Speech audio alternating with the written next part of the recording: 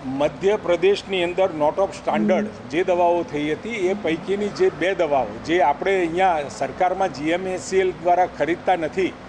પરંતુ આ વિક્રેતાઓ આ જે ઓરલ મેડિસિન્સ બાળકો માટેની કફ સિરપ જે બનાવી રહ્યા હતા એ બંનેનું ત્યાં મધ્યપ્રદેશની અંદરથી આપણને મળી કે આ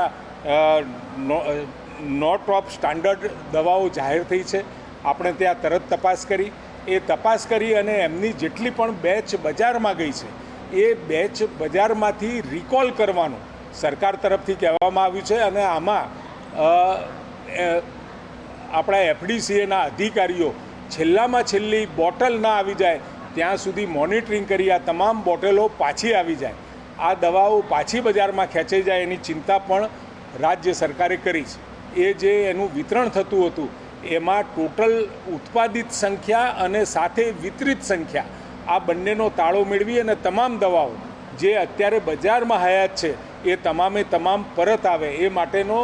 પ્રયત્ન પૂરા જોશથી FDCAના અધિકારીઓ પ્રત્યેક દુકાન અને પ્રત્યેક દુકાનો સુધી કેમિસ્ટ એસોસિએશનને પણ આની જાણ કરી છે કે આ 2 કંપનીઓની કોઈ દવાઓ હોય તો એ દવાઓ તાત્કાલિક પરત